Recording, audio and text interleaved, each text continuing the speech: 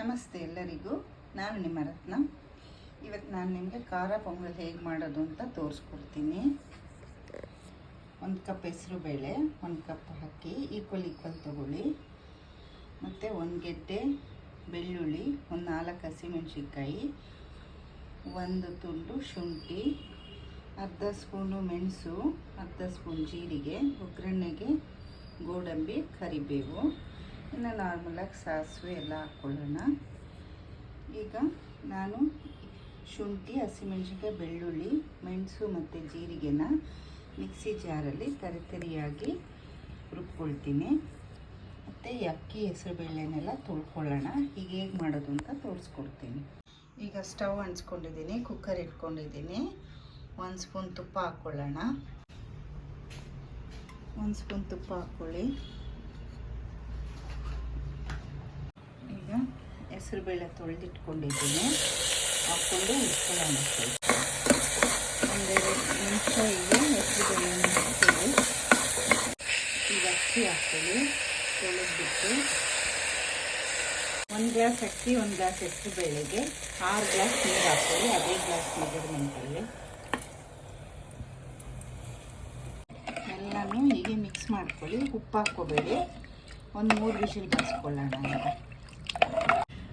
ಬೆಳ್ಳುಳ್ಳಿ, ಹಸಿಮೆಣಸಿನ್ಕಾಯಿ, ಮೆಣಸು, ಜೀರಿಗೆ ಮತ್ತು ಶುಂಠಿನ ಮಿಕ್ಸಿ ಜಾರಲ್ಲಿ ನುಣ್ಣಗೆ ರುಬ್ಕೋಬೇಡಿ, ಜಸ್ಟ್ ಹಿಂಗೆ ಕ್ರಷ್ ಮಾಡ್ಕೊಳ್ಳಿ ಸಾಕು.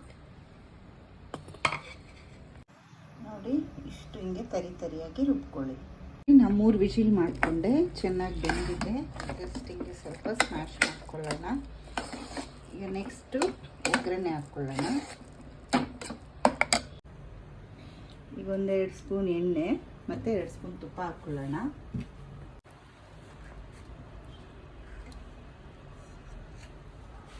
ಈಗ ಸಾಸಿವೆ ಹಾಕ್ಕೊಳ್ಳಿ, ಗೋಡಂಬಿ, ಒಣಮೆಣಸಿನ್ಕಾಯಿ, ಕರಿಬೇವು,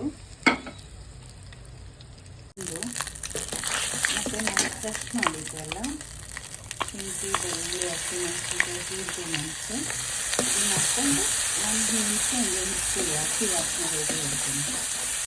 ಈಗ ನೀರು ಹಾಕ್ಕೊಳ್ಳಿ.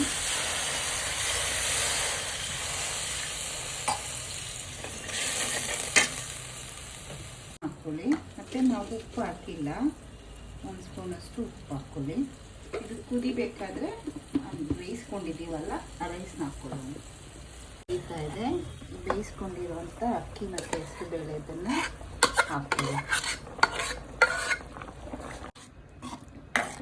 ಚೆನ್ನಾಗಿ ಮಿಕ್ಸ್ ಮಾಡ್ಕೊಳ್ಳಿ. 1-2 ನಿಮಿಷ ಇದರಲ್ಲೇ ಇದು ಕುಕ್ ಆಗಲಿ. ನೋಡಿ, ಇದು ಕುಕ್ ಆಗಿದೆ. ಈಗ ಪೊಂಗಲ್ಲು ರೆಡಿ. ಈ ಥರ ಒಂದ್ಸಲ ಟ್ರೈ ಮಾಡಿ ನೋಡಿ, ತುಂಬಾ ಟೇಸ್ಟಿಯಾಗಿರುತ್ತೆ.